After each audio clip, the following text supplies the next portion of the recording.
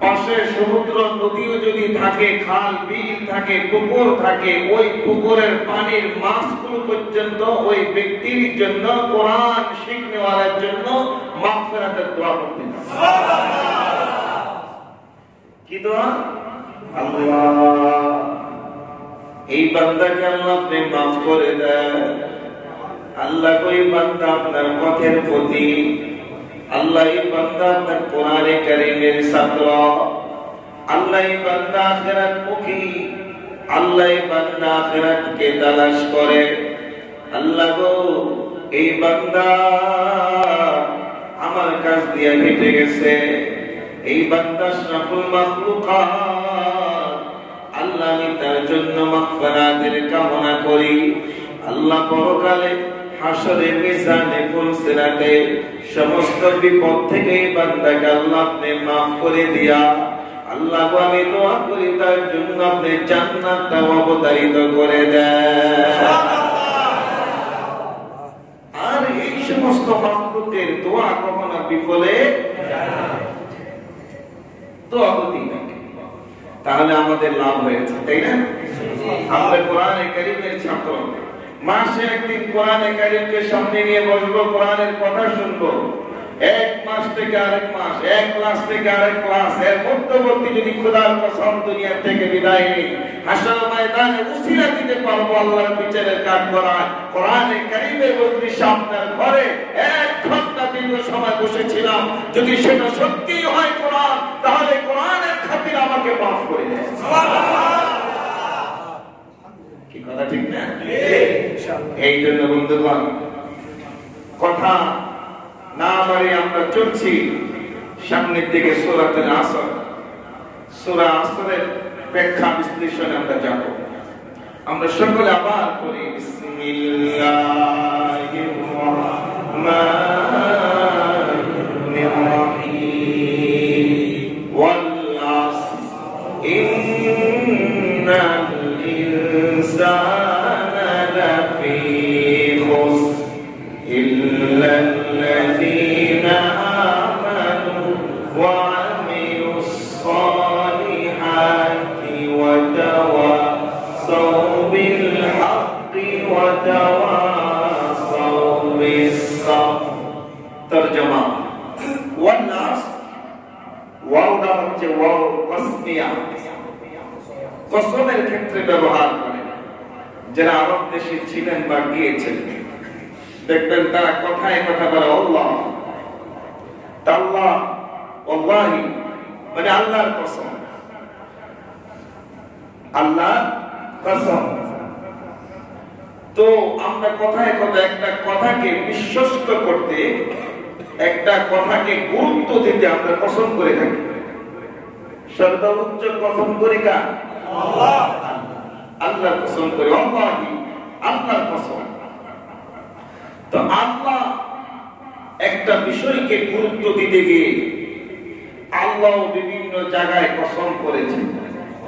মানুষকে বোঝাইতে গিয়ে, মানুষকে বলতে গিয়ে, একটা বিষয়ের প্রতি গুরুত্ব আরোপ করতে গিয়ে আল্লাহ কসম করেছেন। আল্লাহ তো আল্লাহ, আল্লাহ কিসের কসম করবেন? তো আল্লাহ যে কসম করেছেন, আল্লাহ তার সৃষ্টি বিভিন্ন বিষয় নিয়ে কসম করেছেন। যেমন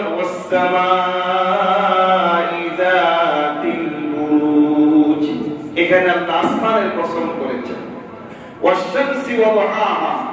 এখানে শামস সূর্যের কসম করেছেন। আল্লাহ পাক বিভিন্ন জায়গায় তিন ফলের কসম করেছেন। কি কথা ঠিক না? বিভিন্ন আসমানে সূর্যের, চন্দ্রের এবং বিভিন্ন ফলের সময়ের কসম করেছেন। আল্লাহ এখানে যে কসমটা করেছেন, আসর শব্দের অর্থ তিনটি। একটি শব্দের অর্থ হচ্ছে সময়। কি? সময়। আল্লাহ এখানে সময়ের কসম করেছেন। সময়ের কসম করে একটা কথা বুঝাইতে চাইছেন। সেই কথাটা হলো কি? ইন্নাল ইনসানা লাফি খুসর। একটা কথা বলছেন। কথাটা কি? তিনি বলতেছেন নিশ্চয়ই সমস্ত মানুষ ক্ষতিগ্রস্ত। সব মানুষ কি? ক্ষতিগ্রস্ত। লাফি খুসর, খুসর মানে ক্ষতিগ্রস্ত, ধ্বংস। মানুষ মানুষ সব ক্ষতিগ্রস্ত, এটা কিভাবে আল্লাহ কি বুঝাইতেছে? কেন এই কথাটা বললেন? আবার সময়ের কসম করলেন, কারণটা কি? তবে আল্লাহ আবার পরবর্তীতে বলছেন কি দেখেন, ইল্লাল্লাযীনা আমানু ওয়া আমিলুস সালিহাতি ওয়া তাওয়াসাউ বিল হাক্কি ওয়া তাওয়াসাউ বিস সাবর। তবে চার শ্রেণীর মানুষ ক্ষতিগ্রস্ত না। কয় শ্রেণী? প্রথমে বলছে সব ক্ষতিগ্রস্ত।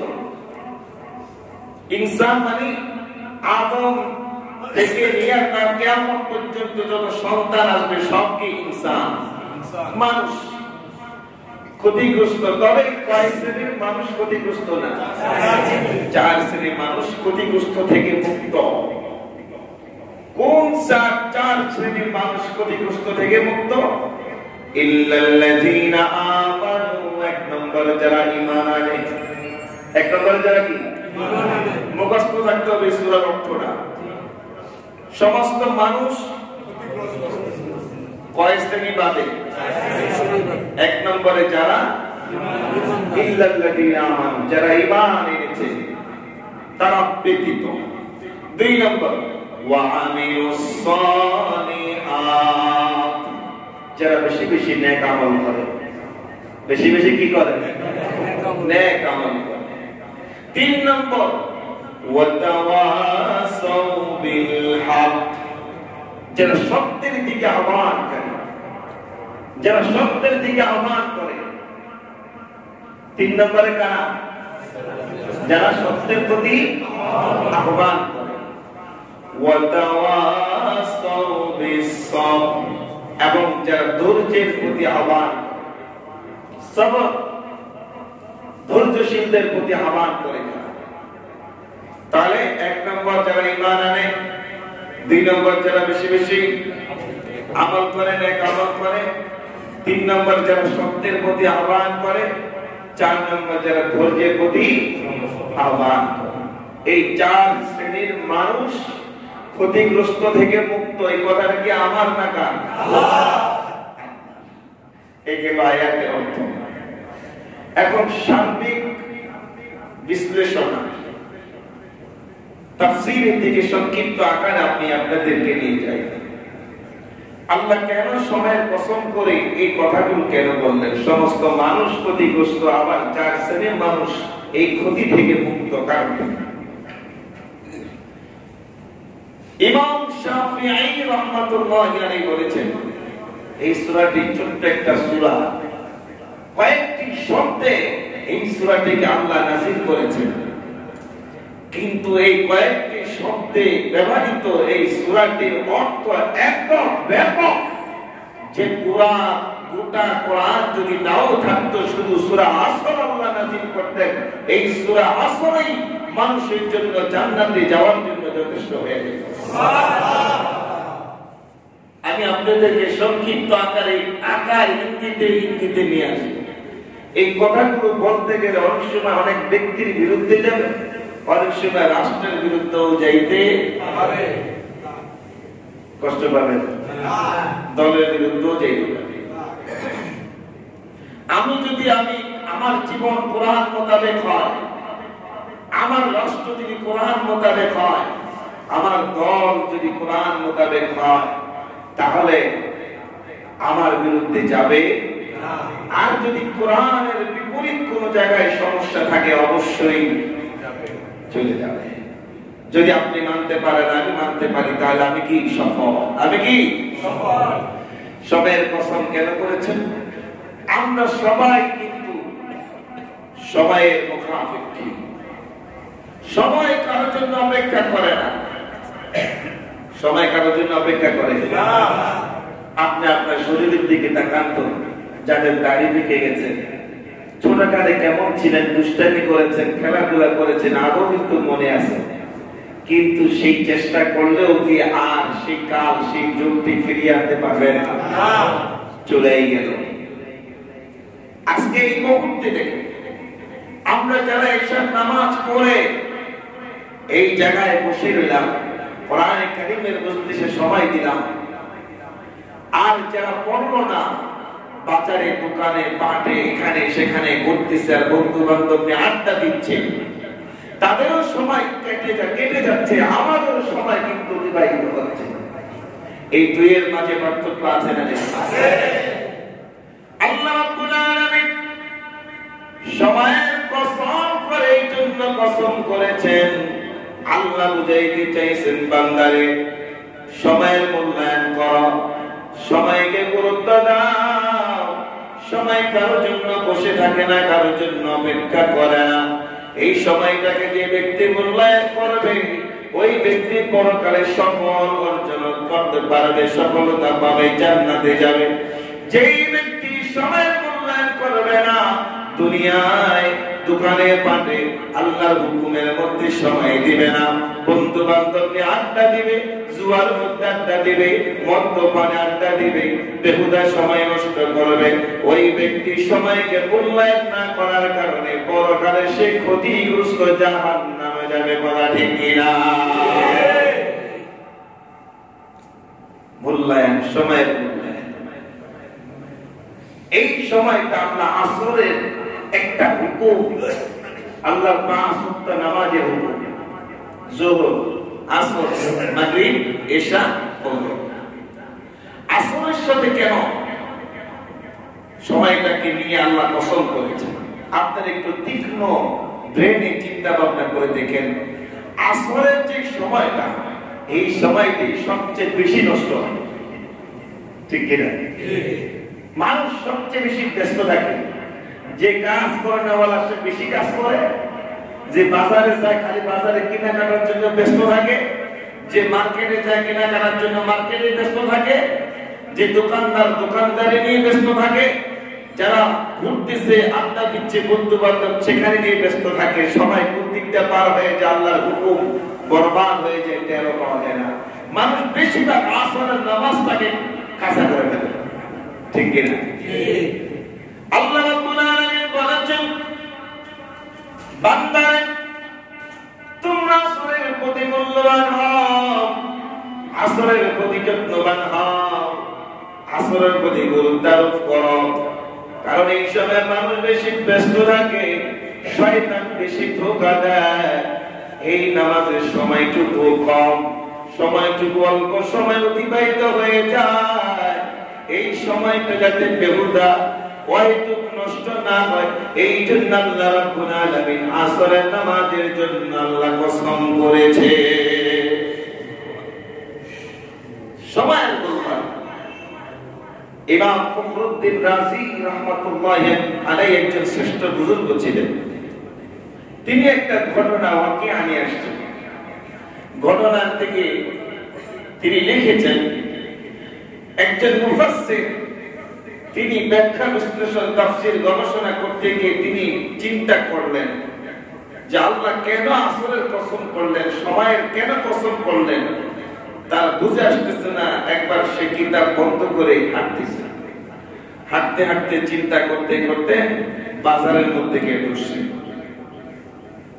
বাজারের মধ্যে ঢুকছে, সেখানে গিয়ে দেখে এক ব্যক্তি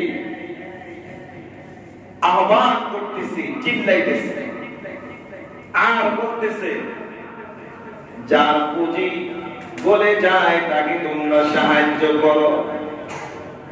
যার পুঁজি গলে যায়, মিশে যায়, তাকে সাহায্য করো, তার প্রতি দয়া করো। এক ব্যক্তি কি করতেছে? দাঁড়িয়ে দাঁড়িয়ে চিল্লাইতেছে আর কাঁপতেছে, যার পুঁজি গলে যায়, শেষ হয়ে যায়, তার প্রতি দয়া করো।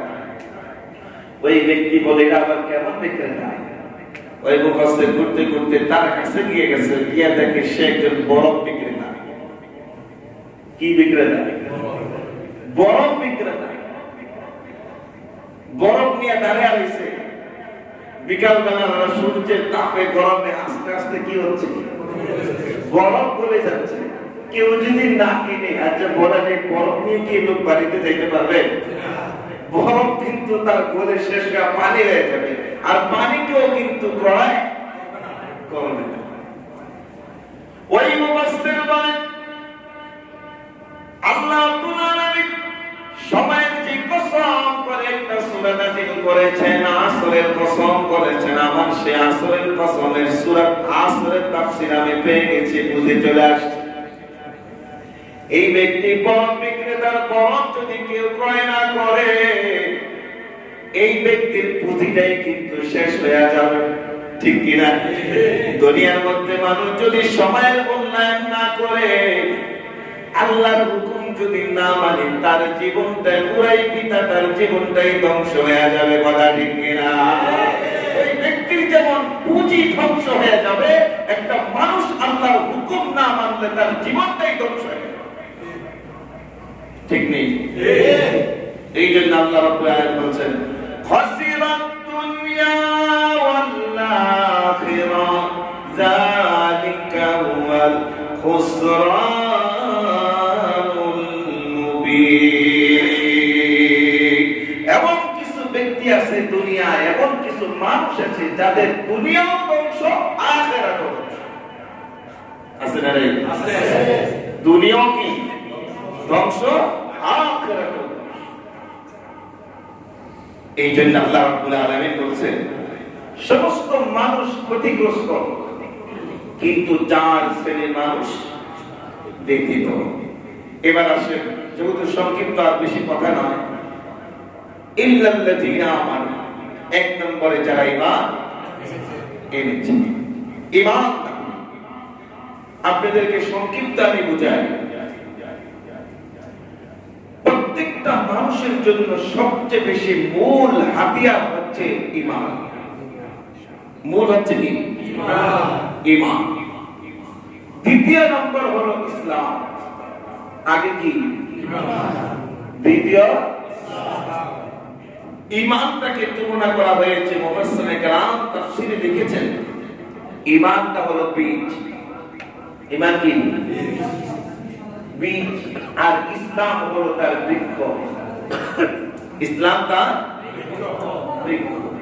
আচ্ছা বলেন, বীজ ছাড়া কি কখনো গাছ হয়? না, কখনো গাছ হয় না। তবে গাছ হতে হলে আগে কি লাগবে? বীজ রোপণ করতে হবে। তাহলে ঈমান হচ্ছে বীজ আর ইসলাম হচ্ছে কি? বৃক্ষ। এই জন্য আল্লাহ রাব্বুল আলামিন আদম আলাইহিস সালাম থেকে নবী মুহাম্মদুর রাসূলুল্লাহ সাল্লাল্লাহু আলাইহি ওয়াসাল্লাম পর্যন্ত আল্লাহ রাব্বুল আলামিন প্রায় 1.5 লক্ষ মতান্তরে কম বেশি সমস্ত পয়গম্বরদেরকে পাঠিয়েছেন ঈমানের দাওয়াত দিয়ে। আগে বীজ রোপণ করো, বীজ রোপণ করো, ঈমানের দাওয়াত দিয়ে পাঠিয়েছেন। তাদের একই কথা ছিল, এক বীজ কথায় আজ পর্যন্ত পৃথিবীর কোন গবেষক গবেষণা করে বের করতে পারে নাই এই যে 1.5 লক্ষ মতান্তরে নবীরা দুনিয়াতে এসেছেন, একজন নবীর কথার সাথে আরেকজন নবীর কথার বৈপরীত্য হয়েছে, আরো পর্যন্ত কি প্রমাণ করতে পারে? সমস্ত নবীরা এক কথাই ছিলেন, তাদের কথাই ছিল, বক্তব্য ছিল লা ইলাহা ইল্লাল্লাহু লা ইলাহা ইল্লাল্লাহ, লা ইলাহা ইল্লাল্লাহ কথা সমস্ত নবীরা বলেছেন। আদম পয়গম্বর বলেছেন লা ইলাহা ইল্লাল্লাহ, আল্লাহ ছাড়া কোনো ইলাহা নাই, ঈমান আনো আল্লাহ। সমস্ত নবীরা বলেছেন লা ইলাহা ইল্লাল্লাহ, আল্লাহ ছাড়া কোনো ইলাহ নাই, ঈমান আনো কার? আল্লাহ। এই ঈমানের দাওয়াত যে দিয়েছেন, দেওয়ার পরে যুগে যুগে সমস্ত নবীদের শত্রু ছিল না কি? ছিল কি ছিল না? ছিল। হ্যাঁ ছিল। এমন এমন নবীর জীবন গেছে এই লা ইলাহা ইল্লাল্লাহ বলার কারণে তাকে দাঁড় করে তার মাথা থেকে পা পর্যন্ত করাত দিয়ে ফেলে দ্বিখণ্ডিত করে ফেলেছে। রাস্তায় গণতোলাই দিয়ে তাকে শহীদ করে দেওয়া হয়েছে। শরীর থেকে জীবন্ত অবস্থায় তার চামড়াগুলো টেনে টেনে নিঃস্ত্রে ছিঁড়া হয়েছে। লোহার চিরুনি তৈরি করে সেখান থেকে আশ্রয়ে আশ্রয়ে তার শরীর থেকে চামড়া ছিঁড়া হয়েছে। কিসের কারণে? লা ইলাহা ইল্লাল্লাহ। আজকে এই যুগে যদি আপনি লা ইলাহা ইল্লাল্লাহর উপর আমল করেন আর বেশি বেশি মানুষের কাছে দাওয়াত নিয়ে যান, দেখবেন এক শ্রেণীর মানুষও এই যুগে আপনার শত্রু হয়ে দাঁড়াবে। কথা ঠিক কিনা? যত কোরআনের কথা বলবেন, লা ইলাহা ইল্লাল্লাহর কথা বলবেন, দেখবেন এক শ্রেণীর মানুষের শরীরের মধ্যে কষ্ট লাগবে, আপনার শত্রু হয়ে যাবে। দীর্ঘা বুঝতে হবে এরাই হচ্ছে তারা, এরাই হচ্ছে সেই লোকদের উত্তরসূরি যারা নবীদেরকে লা ইলাহা ইল্লাল্লাহ বলার কারণে শহীদ করেছে। এরাই হচ্ছে সেই লোকদের উত্তরসূরি। কথা ঠিক কিনা? আমার এই যুগে বুঝি নাই আছে কি আছে না বলেন? আপনি লা ইলাহা ইল্লাল্লাহর কথা বলতে যান, এক শ্রেণীর মানুষ বলবে এটা মৌলবাদী একটা কথা, মৌলবাদী বক্তৃতা। সাধারণ একটা নারে তাকবীরের স্লোগান দিল। আমাদের দেশে আমরা শুনেছি, দেখেছি, এই নারে তাকবীরের স্লোগান থেকে মৌলবাদী বলেছে। ঠিক কিনা? অথচ এই নারে তাকবীর ছাড়া আপনি দুনিয়াতে আসতেও পারেন নাই, জীবন যাপনও করতে পারেন নাই, আবার মরার পরে যাইতেও পারবেন না। অথচ নারে তাকবীর স্লোগানের বিপরীত খালি বিরোধিতা করেই গেছে। জন্মের পরে কানে কি দেয় সর্বপ্রথম? আল্লাহ। নারে তাকবীর মানে আওয়াজ তুলো, আপনার বরত্বের আওয়াজ তুলো। আপনি যখন মসজিদে যাবেন, 5 ওয়াক্ত নামাজে তাকবীর দাও, আযান আল্লাহু আকবার, মুয়াজ্জিন ইকামত আল্লাহু আকবার, ইমাম সাহেব রাকাতে রাকাতে আল্লাহু আকবার। আপনার জীবন চলছে আল্লাহু আকবারে। আপনি যখন শেষ মৃত্যুবরণ করলেন, শেষ বিদায় আপনাকে দেওয়া হচ্ছে, গোসল করে সাদা কাপড় পরে আপনাকে যখন লাশ কাঁধে দিয়ে আপনাকে গায়ে নিয়ে যাওয়া হয়েছে, তখন কিন্তু শেষ তাকবীর কি ছিল? আর আপনি আল্লাহু আকবারের বিরোধিতা করেন, যে আল্লাহু আকবারের কথা বলে তাদের শত্রুতামি করেন। আপনার চাইতে ক্ষতিগ্রস্ত, আপনার চাইতে মুনাফিক, আপনার চাইতে বেঈমান পৃথিবীতে কেউ হতে পারে না। কথা ঠিক কিনা? এটা কিন্তু কোরআনের তাফসীর। আমি জুমাতে কিন্তু অন্য এই সমস্ত কথা আসি না, জুমার আলোচনা ভিন্ন। যদি বলেন কোরআনের তাফসীর করেন, বাস্তব, বর্তমান, ভবিষ্যৎ, অতীতের সব কথাগুলো নিয়ে আসতে হবে। আমাদের দেশে দেখবেন এক শ্রেণীর মানুষ আছে যারা ধর্ম নিরপেক্ষতার কথা বলে। আছে না নাই? ধর্ম নিরপেক্ষতার কথা বলে। যদি আপনি ধর্মের কথা বলেন, আপনি ধর্ম, তারা ধর্ম নিরপেক্ষতা। আপনি যদি কোরআনের কথা বলেন, আল্লাহ এবং রাসূলের কথা বলেন, আপনি মৌলবাদী, আপনি জঙ্গি, আপনি সন্ত্রাসী। তাদেরও একটা দলিল আছে, ধর্ম নিরপেক্ষতার একটা দলিল আছে। দুইটা দলিল, দুইটা আয়াত তারা ব্যবহার করে নিজেদের স্বার্থ হাসিল করার জন্য। দুইটা আয়াত, কোরআনের আয়াত ব্যবহার করে। একটা হচ্ছে লা ইকরাহা ফিদ্দীন, ধর্মের মধ্যে কি নাই? কথা বলে ধর্মের মধ্যে বাড়াবাড়ি নেই, ভেদাভেদ না। তারা বলে ধর্মের মধ্যে বাড়াবাড়ি নেই। আরেকটা হলো লাকুম দীনুকুম ওয়ালিয়া দীন, চলমান চলছে আপনারা জানেন, যার যার ধর্ম তার তার কাছে। লাকুম দীনুকুম ওয়ালিয়া দীন, আর লা ইকরাহা ফিদ্দীন, এটা হলো ধর্ম নিরপেক্ষতার সবচেয়ে বড় মূল হাতিয়ার। এটা একটা অপব্যাখ্যা, এটা একটা কোরআনের বিপরীত ব্যাখ্যা। এটা কখনো সঠিক ব্যাখ্যা হতে পারে না। আপনি একটু তাকে দেখেন তো, পৃথিবীতে কেউ ধর্ম নিরপেক্ষ আছে কিনা? কেউ, কোন মানুষ ধর্ম নিরপেক্ষ হতে পারে? এই দুনিয়ার মধ্যে মানুষ দেখবেন হিন্দু, তারও একটা ধর্ম আছে, খ্রিস্টান তার একটা ধর্ম আছে, ইহুদি তার একটা ধর্ম আছে। আছে না নাই? আছে। মুসলমান, ইসলাম তার একটা ধর্ম আছে। ধর্ম সারা পৃথিবীতে কোন মানুষ চলাচল করতে, তার একটা বিশ্বাসের স্থান অবশ্যই আছে। লা ইকরাহা ফিদ্দীন, ধর্মের মধ্যে বাড়াবাড়ি নাই। এটা আমরাও বলি। ইসলাম এমন একটা ধর্ম, ইসলাম এমন একটা শিক্ষা জাতির জন্য, বিশ্বের জন্য। ইসলাম কখনো কাউকে জোর করে ঈমান আনার জন্য ইসলাম বলে নাই, বলছে না, বলে নাই। এমনকি সূরাতুত তাওবার মধ্যে এভাবে বলা হয়েছে, কোন বেঈমান কাফের মুশরিক যদি যুদ্ধ চলছে, যুদ্ধ চলা অবস্থায় যদি সে তোমার কাছে দ্বীন সম্পর্কে জানতে চায়, ইসলাম সম্পর্কে জানতে চায়, তুমি যুদ্ধ বন্ধ করে তাকে সময় দাও, তাকে ইসলাম শিক্ষা দাও, ইসলামের জন্য তাকে আহ্বান করো, জোরপূর্বক নয়, নমনীয়তা। কেউ যদি আসতে চায়, শিখতে চায়, তার কাছে তুমি দ্বীন শিখাও, তার কাছে দ্বীন পৌঁছাও। আল্লাহ রাব্বুল আলামিন কোরআনে বলেছেন, রব্বানা ইন্নানা সামি'না মুনাদিয়ান ইউনাদি লিল ঈমান আন আমিনু বিরাব্বিকুম ফাআমান্না রব্বানা ফাগফির লানা যুনুবানা ওয়া কাফির আন্না সাইয়্যাতিনা ওয়া তাওয়াফফানা মা'আল আবরার। হে রব্বে করিম, হে আমার প্রতিপালক আল্লাহ, ইন্নানা সামি'না, নিশ্চয় আমরা শুনেছি, মুনাদিয়ান ইউনাদি, একজন আহ্বানকারী আহ্বান করেছিল, আমাদেরকে বলেছিল, আন আমিনু বিরাব্বিকুম ফাআমান্না রব্বানা ইন্নানা সামি'না মুনাদি ইউনাদি লিল ঈমান।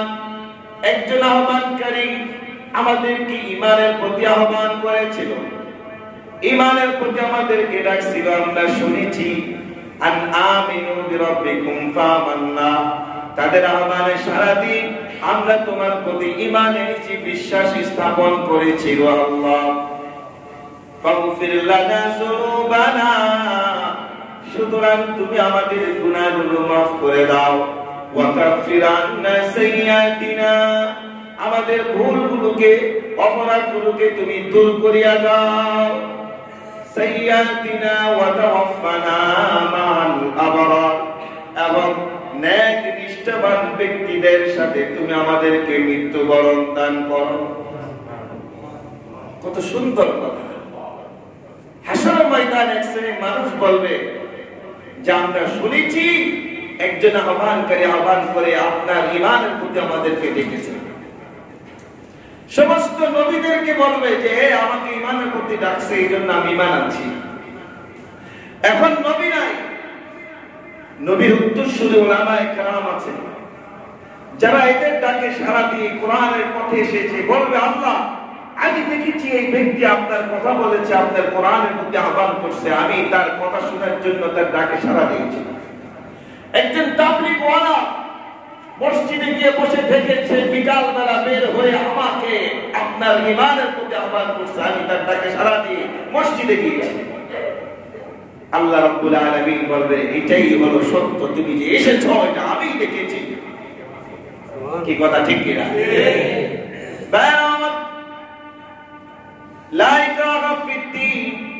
দিনের ব্যাপারে কোনো বাড়াবাড়ি নাই।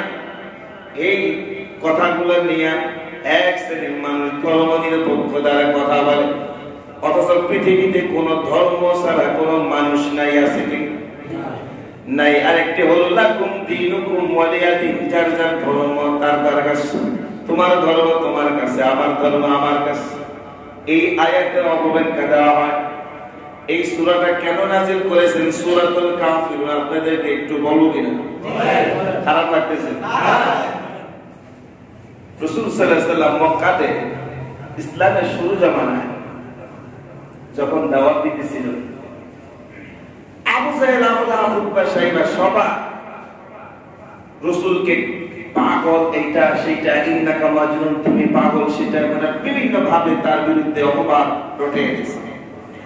হাজী সাহেব আল্লাহর করে হসপিটাল আসতো, গেটের সামনে রাস্তায় দাঁড়িয়ে বলতো, ওই মোহাম্মদ নামে একটা পাগল আছে, যুবক, দেখতে খুব সুন্দর, ওর কথা খুব মিষ্টি, তার কাছে ভুলো যায় না, এত সুন্দর মধু মাখা কথা বলে তোমাকে কিন্তু গ্রাস করে তোমার ধর্ম ধ্বংস করে দিবে, খবরদার তার কাছে যাও না। এরকম হাজী সাহেবদেরকে, আগত লোকদেরকে কানে কানে রাস্তা রাস্তা দাঁড়িয়ে বলে দিত। তো মানুষ তো হলো কি বলেন, যখন একটা জিনিসকে নিষেধ করে তখন সে কিন্তু নিষেধের প্রতি জানতে খুব আগ্রহী হয়, ঠিক কিনা? একদমই কিছুই জানে না, তার কোনো এই ব্যাপারে কোনো উদ্যোগই নেই, আগ্রহী নেই। কিন্তু যখন নিষেধ করা হয়েছে তখন ভিতরে ফুটফুট করে কে লিগে নিষেধ করবে, দেখতে চাই, ঘটনাটা শুনতে চাই। সবার মনে যারা আমরা করে তাওয়াফ করে সবার মনে মনে একই কথা, কিরে মোহাম্মদ ছেলেটা কেন? আর সবাইকে তার ব্যাপারে নিষেধ করা হচ্ছে, তার কাছে যাব না, তার কথা শুনবো না, চেহারা সুন্দর, কথা খুব মিষ্টি। আমাদের মক্কা সরকার কেন তার ব্যাপারে এত নিষেধ করতেছে? তাহলে সে আসলে কেমন, তার কথাটা কেমন, আসলে একটু তাকে দেখতে চাই, একটু কথা শুনতে চাই। সবাই তাওয়াফ করে আর মনে মনে মোহাম্মদকে খুঁজে। এক পর্যায়ে যখন মোহাম্মদকে জায়গা মতন পেয়ে যায়, যেখানেই পায় তার চেহারা যখন দেখে আর মধু মাখা মিষ্টি কথা শুনে, লা ইলাহা ইল্লাল্লাহ মুহাম্মাদুর রাসূলুল্লাহ, এই মধু মাখা কথাটা যখন তার মুখ থেকে বাহির হয় আর ডাক দিয়ে বলে, এই যে ঘর আল্লাহর ঘরের জন্য আসছো, এই ঘরের মালিকের কাছে তুমি কহো, মালিকের প্রতি ঈমান আনো, বিশ্বাস স্থাপন। মানুষ তার চেহারা দেখে কথা শুনে সব মানুষ, আগত মানুষগুলো দলে দলে মুসলমান হয়েছে। আবু জাহেল আবু লাহাব চিন্তা করে দেখলো, কি এভাবে নিষেধ করি, তারপর মানুষ মুহাম্মদের দলেই চলে যায়, তার গতি ভেদ করতে পারতেছি না, রোধ করতে পারতেছি না, কি করা যায়? তাহলে মুহাম্মদের সাথে একটা সন্ধি চুক্তিতে যাওয়া দরকার। আবু জাহেল সন্ধি গেছে। চুক্তি কি? চুক্তি হলো, ভাতিজা মুহাম্মদ একটা কাজ করো। কি কাজ? এই যে তুমি এক রবের কথা বলো, আমরা তো আরেক রবের কথা বলি। বাপ দাদা থেকে 360টা দেবদেবী লাখ ওসাদ মানাত, এই যে খোদাগুলো সামনে আছে, এটা আমাদের তো একটা ধর্ম, আর তুমি নতুন করে আরেক ধর্ম আবিষ্কার করতেছো। তোমার দল দিন দিন ভারী হয়ে হইতেছে, আমাদের তো একটা দল আছে। একটা কাজ করো, এই ঝগড়া ফাসাদ মাসাদ না করে একে অপরের বিরুদ্ধে না কি আমরা একটা মীমাংসা আসলে ভালো হয় না? প্রস্তাব দিছে কে? কথা বলেন। আবু জাহেল প্রস্তাব দিছে। তো রাসূল সাল্লাল্লাহু আলাইহি ওয়াসাল্লাম বলেন, ঠিক আছে। মনে মনে নবী কবর কোন ফেসলা আবু জাহেলে বাড়ায়। কয় ঠিক আছে, বলেন চাচা কি মীমাংসা করা যায়? কয় মীমাংসা হলো, 1 মাস হয় কয় দিনে? 30 দিনে। একটা কাজ করো, মাসটাকে 2টা ভাগ করো। প্রথম 15 দিন তোমার, দ্বিতীয় 15 দিন আমার। প্রথম 15 দিনে আমরা সব মক্কাবাসী আমরা এই 360টা মূর্তির পূজা বাদ দিয়ে খালি তোমার রবেরই ইবাদত করব। তোমার রবের ইবাদত করব, আর কিছু করতাম না, সব তোমার ধর্ম অনুসরণ করব। দ্বিতীয় 15 দিনে তুমি তোমার ধর্মে, আমাদের ধর্মে, আমাদের 360টা দেব-দেবী মূর্তির ধর্ম পূজা করবা, অনুসরণ করবা। রাসূল সাল্লাল্লাহু আলাইহি ওয়াসাল্লাম কাহায় কুরসি তো বিপদ। কি বলেন? বড় একটা বিপদ না? আবু জাহেল একটা চিন্তা করতেছে, 15 দিনের লেগেও যদি আবু জাহেল সব ধর্ম নিয়ে আসে, দাওয়াত ইসলাম একটা ফায়দা। আবার চিন্তা করতেছে, লাস্টের 15 দিন আমি কিভাবে যাব? 15 দিন তো লাগবে না, 1 সেকেন্ড যদি আমি মূর্তির কাছে গিয়ে মাথা নত করি, আমার ঈমান থাকবে না? ঈমান তো ধ্বংস হয়ে যাবে। তো আবু জাহেল আবু লাহাব তো আমাকে ধ্বংস করার জন্য, আমার ঈমান, আমার মুসলমান ঈমানদারদেরকে ধ্বংস করার জন্য ফোন দিয়েছে। রাসূল চুপ করে বসে গেছে। এই ঘটনা আমার আল্লাহ দেখে কি দেখে না? শুনে কি শুনে না? আল্লাহ রাব্বুল আলামিন ডাক দিয়ে আমাদের, কোথায় জিবরাইল? ও জিবরাইল, তাড়াতাড়ি দুনিয়াতে যাও। আবু জাহেল আবু লাহাব উতবা শাইবা কাফির বেঈমানগুলো আমার নবী মুহাম্মদুর রাসূলুল্লাহ সাল্লাল্লাহু আলাইহি ওয়াসাল্লামকে সন্ধির নামে যুক্তি দিয়ে বিপদে ফেলে দিয়েছে, শয়তানের ফাঁদে ফালাইতেছে। আমার নবীকে একটা সমাধান স্বরূপ আমি একটি সূরা নাযিল করে দিলাম, এই সূরাটি নিয়ে যাও। আমার নবী যাতে সন্ধিতে, আবু জাহেলের যুক্তিতে যাতে প্রস্তাবিত না হয়, সে যাতে গ্রহণ না করে। আমার নবীকে আল্লাহ রাব্বুল আলামিন এই সূরা নাযিল করে দিলেন, কুল ইয়া আইয়ুহাল কাফিরুন, হে নবী আপনি বলে দেন, হে কাফের, হে মুশরিক, হে বেঈমান, হে অস্বীকারী, লা আ'বুদু মা তা'বুদুন, তোমরা যার ইবাদত করো আমি নবী তার ইবাদত করি না। ওয়ালা আনতুম আ'বিদুনা মা আ'বুদু, আর আমি যার ইবাদত করি তোমরাও তার ইবাদত করো না। ওয়ালা আনা আ'বিদুম মা আ'বাদতুম, আমি যার ইবাদতকারী নই তোমরাও তার ইবাদতকারী না। ওয়ালা আনতুম আ'বিদু, তোমরাও তার ইবাদতকারী আমি যার ইবাদতকারী। তোমরা যার ইবাদত করো আমি তার ইবাদত, ওয়ালা আনতুম আ'বিদুনা মা আ'বুদ, তোমরা যার ইবাদত করো না আমি তার ইবাদত করি। লাকুম দীনুকুম ওয়ালিয়া দীন, আবু জাহেল রে তোমার সাথে আমার চুক্তিতে যাওয়ার কোনো দরকার নাই। হেদায়েত যদি কপালে থাকে এভাবে আসবে। এটা কাজ করো, তুমি তোমার জায়গায় থাকো, আমি আমার জায়গায় থাকি, আমি আমার রবের ইবাদত করি, তুই যে মূর্তি পূজা করস তোরটা তুই কর, তোর কাছে সন্ধির নামে আমার কোনো চুক্তির প্রয়োজন নাই। বুঝতে পেরেছেন? এটা বুঝছেন? তাহলে এই আয়াতটা কি ধর্ম নিরপেক্ষতার কথা আসছে? হ্যাঁ, স্পষ্ট বলে দিয়েছে আল্লাহ, যেহেতু আবু জাহেল চুক্তি করেছে বা প্রস্তাব দিয়েছে, এই প্রস্তাবের জবাব দিয়েছেন কে? আল্লাহ। যে তোর এই প্রস্তাব আমার মানার দরকার নাই, তুই যদি ইসলাম ভালো লাগে আয়, ইসলাম ভালো না লাগলে আসার কোনো কি নেই, প্রয়োজন নাই। তুমি তোমার জায়গায় থাকো, তুমি মূর্তি পূজা করো তো করো, তুমি তোমার ধর্মের পরিচয় দাও, আমি ইবাদত করি আল্লাহর, আমি আমার ধর্মের পরিচয় আল্লাহরই দিব। কথা ঠিক কিনা?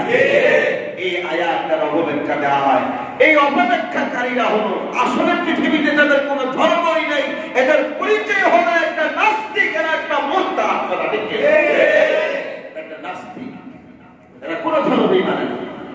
এদের ব্যাপারে আল্লাহ বলছেন খাসিরাত দুনিয়া ওয়াল আখিরাহ, এরা দুনিয়াও এদের ধ্বংস, আখিরাতও কি ধ্বংস। এদের ব্যাপারে বলেছেন ইন্নাল ইনসানা লাফি খুসর, এই মানুষগুলি হচ্ছে ক্ষতিগ্রস্ত। কথা ঠিক কিনা? ভাই আমার ইল্লাল্লাযীনা আমানু, আমানুর একটু কথা আপনাদেরকে বললাম। দ্বিতীয় হলো ওয়াবিলুস সালিহাত, বেশি বেশি কি করতে হবে? যত বেশি বেশি নেক আমল করবেন, জিকির আজকার তাসবিহ তাহলিল করবেন, ততই আপনার নেকির পাল্লা কি হবে? ভারী হবে। সহজে বুঝে ফেলেছেন? যত ভালো কাজ আছে সব নেকির কাজের মধ্যে গণ্য হবে। তৃতীয় নম্বর তাওয়াসাউ বিল হক, সত্যের প্রতি আহ্বান করবেন। সত্যের প্রতি কি আহ্বান? আমার নবী সত্যের প্রতি আহ্বান করতে গিয়ে বিপদগ্রস্ত হয়েছেন কিনা? আপনি যদি সত্যের পথে চলতে চান আপনি বিপদগ্রস্ত অবশ্যই হবেন। তাই বলে কি আপনি পিছু হটবেন না? ঘাবড়ে যাবেন না? বেঈমানের কাছে, বাতিলের কাছে মাথা নত করবেন না? সত্যের পথে চলতে গিয়ে যদি কোন প্রাচীর সামনে দাঁড়িয়ে যায়, সেই প্রাচীরকে সাধ্যমত ভেঙে চুরমার করে দিতে হবে। কথা ঠিক কিনা? আমার নবীর চাইতে রহমতুল লিল আলামিন পৃথিবীতে কেউ ছিল? কেউ ছিল না। কিন্তু রাসূল সাল্লাল্লাহু আলাইহি ওয়াসাল্লামের জীবন বৃত্তান্ত নিয়ে আপনি সিরাতে মুস্তাফা পড়েন, খাতামুল আম্বিয়া পড়েন, দেখবেন পেয়ে যাবেন আমার নবী 63টা যুদ্ধ করেছেন, 23টা যুদ্ধে নিজে সেনাপতি হয়ে যুদ্ধ পরিচালনা করেছেন। আজকে যদি যুদ্ধের কথা বলা হয় না জঙ্গি। কথা ঠিক কি? যুদ্ধ জিহাদ মানে কি? জিহাদ মানে সন্ত্রাসী নয়, জঙ্গিত্ববাদী নয়। জিহাদের শাব্দিক অর্থ হচ্ছে সন্ত্রাসকে দমন করা, সন্ত্রাসী করা, দমন করা। জালেমের জুলুম থেকে নিজেকে রক্ষা করে যে হাতিয়ার হাতে নিতে হয় সেটার নাম হচ্ছে জিহাদ। কথা বুঝতে পেরেছেন? আজকে গোটা বিশ্বটা বেঈমান হাতিয়ে নিচ্ছে, হাতের মুঠে নিয়ে গিয়েছে, ইসলামকে দিন দিন কব্জা করে ফেলছে, ইসলামকে দিন দিন দরজার মধ্যে বন্দী করে ফেলতেছে। এখান থেকে ইসলাম চিন্তা করতে হলে সকলে সোচ্চার হতে হবে। প্রয়োজনে যদি এরকম ভাবে জেলখানায় হাজতে ঢুকতে হয়, সেখান থেকে জেলের প্রতি ভেঙে বের হয়ে আসতে হবে। এটাই হচ্ছে ইসলাম। তাওয়াসাউ বিল হক। 3 নম্বরে কিসের প্রতি আহ্বান করতে হবে? হকের প্রতি আহ্বান করতে হবে। বিপদ আসবে কি আসবে না? আসবে। এটা কয় নম্বর? 1 নম্বরে কি ছিল? ঈমান। 2 নম্বরে বেশি বেশি নেক আমল। 3 নম্বর তাওয়াসাউ বিল হক, হকের প্রতি আহ্বান। 4 নম্বর হলো তাওয়াসাউ বিস সাবর, ধৈর্যের প্রতি আহ্বান করা, ধৈর্যশীল হওয়া। আবু জাহেল, আবু লাহাব, উতবা, শাইবা সমস্ত বেঈমানরা আমার নবীকে মারার জন্য মদিনা পর্যন্ত গেছে। মদিনা দখল করে ফেলছে। সাহাবীরা কই, ইয়া রাসূলুল্লাহ, মদিনা তো দখল হয়ে গেল। ধৈর্য ধরো, ধৈর্য ধরো। আল্লাহ রাব্বুল আলামিন কি বলে আমি দেখি। আল্লাহ বলেছেন, নবী আর ধৈর্য ধরতে হবে না, বসতে হবে না, এবার বের হন, এবার বাহির হন। ঘরে শত্রু ঢুকে গেছে, সাধ্য অনুযায়ী শত্রুকে বের করে দেন। আল্লাহ রাসূল তখন সাহাবায়ে নাইকে আহ্বান করেছে, সাহাবীরা প্রস্তুত হও, আমার আল্লাহর ইশারা যে এই পর্যায়ে এই মুহূর্তে ইসলাম টিকিয়ে রাখতে হলে সন্ত্রাসের বিরুদ্ধে যুদ্ধ করতে হবে। কথা বুঝে আসছে? আরেকটি অর্থ হতে পারে জিহাদের মাঠে যুদ্ধ চলছে, আপনি ধৈর্য ধারণ করাই হচ্ছে আপনার জন্য সবচেয়ে বড় জিহাদ। জিহাদের একটা কৌশল, যুদ্ধের একটা কৌশল হলো যারা শেষ পর্যন্ত মাঠে টিকে থাকবে তারাই হচ্ছে কি সফল। কি কথা ঠিক না? মুসলমান ইসলাম, এই ইসলামের প্রতি আল্লাহ আহ্বান করে সবর শব্দ ব্যবহার করেছে।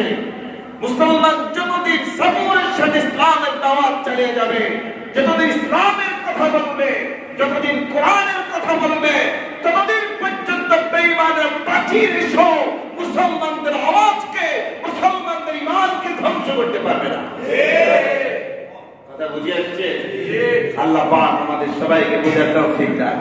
আমিন। ওয়া আখিরু দাওয়ানা আলহামদুলিল্লাহি রাব্বিল আলামিন। বেশি সময় হয়ে গেছে আজকে, দিন কষ্ট হয়েছে। 5-6 মিনিট সময় আমাদের যদি কারো প্রশ্ন থাকে, কোশ্চেন থাকে বলতে পারি।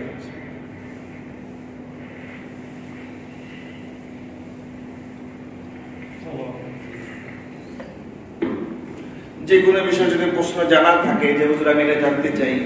হুজুর, আমি একটা কথা জানতে চাই। আমরা যে নামাজ আদায় করি, নামাজ পড়ি, ঠিক মতো দাঁড়ানো হয় না, তারপরে আমরা সুবহান রাব্বিল আযীম বলি, সুবহান রাব্বিল আযীম বলি,